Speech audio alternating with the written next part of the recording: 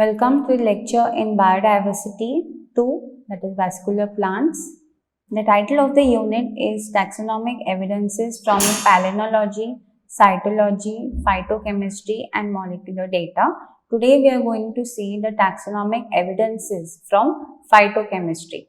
Outline: taxonomic evidences from phytochemistry and the function of plant metabolites. Learning outcomes: after the end of the module, you will be able to list out the evidences from phytochemistry for studying the relationship between vascular plants and understand the importance of taxonomic evidences from phytochemistry. Phytochemistry, the taxonomic evidences when it is related to plant taxonomy can be also called as chemotaxonomy, wherein it is classification and identification of organism based on biochemical composition. So chemotaxonomists actually utilize the chemical information which is helped to improve the classification of plants, and when it is combined with the morphological classification, then you get more detailed information related to the vascular plants. So plants here are classified as edible and inedible based on the chemical evidences. So chemistry has helped to understand plants more since 18th and 19th century. Then the studies related to allochemy and coevolution has increased in recent years. So they say that the plants and animals have evolved together. So plants evolved new defensive chemicals to save themselves from predators, and in the process, the plants have developed certain animal hormones in them which then disturb the animal when they inherit them. So these natural chemical constituents in the plants are divided into two groups based on their molecular weight. If the molecular weight is less than 100, it is called as micromolecules, and then if it is larger than that, it is called as macromolecules. Now the micromolecules are again divided into two types of metabolites depending upon their vital and non-vital functions. So the primary metabolites are the first group and the second group is secondary metabolites. Now primary metabolites such as citric acid, protein amino acids are directly involved in the biosynthetic pathways of the plants such as citric acid. Secondary metabolites contain non-vital functions and they include non-protein amino acids, alkaloids, glucosinolates, etc.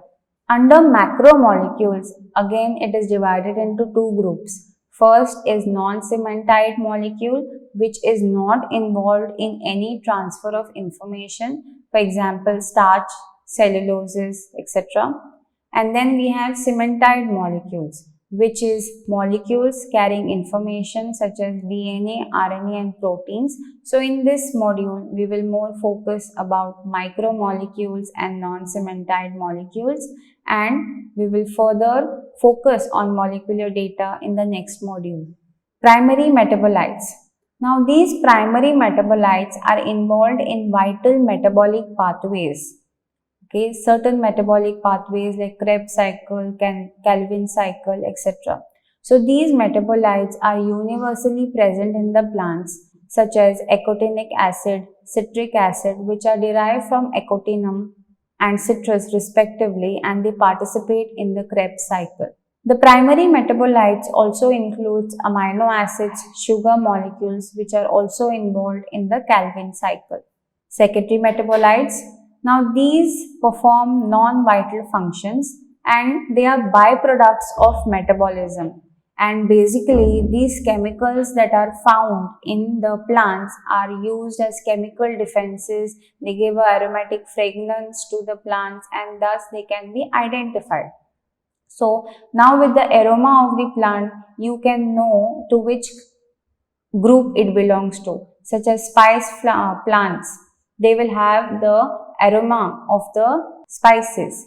So like this, you can categorize them into different groups. Now the secondary metabolites examples are non-protein amino acids, phenolics, alkaloids, glucosinolates, terpenes, flavonoids, etc. Firstly, let us see what are non-protein amino acids. So these are amino acids which are not associated with any proteins, and it is specific to certain groups and hence has taxonomic significance. So for example, lathyrine is from Lathyrus. Canavanine, which is only found in Fabaceae family, which gives protection against insect larvae. Secondary metabolite is phenolics. So simple phenols are widely distributed in plants. For example, catechol, hydroquinone, fluoroglucinol, coumarin, which have a characteristic odor. So under phenolics, you have flavonoids, anthocyanins, anthocyanins, which are important pigments in the cell sap, and also you have beta cyanins and beta xanthines, which are known in distinct metabolic pathways of the plants. Now these secondary metabolites are very useful for plant taxonomy when you categorize them based on the chemical constituents also. So you have alkaloids, which are organic nitrogen containing bases. For example, nicotine, which is from Nicotiana plant, ephedrine from ephedra plant, morphine, which is extracted from Papaver somniferum plant. Then the secondary metabolite, the next one is glucosinolates, which are also called as mustard oil glucosides, which are found in the members of the family Caparidaceae. Next you have terpenes. These are compounds which are derived from mevalonic acid precursors and they are polymerized isoprene derivatives. For example, camphor, which is from cinnamomum, menthol from mentha species, carotenoids, terpenoids, iridoids. Next, let us have a look at the non-cementide molecules, which comes under the category of macromolecules. Okay, so they include proteins, polysaccharides such as starches, celluloses. So these starches are found in the form of grains of different types.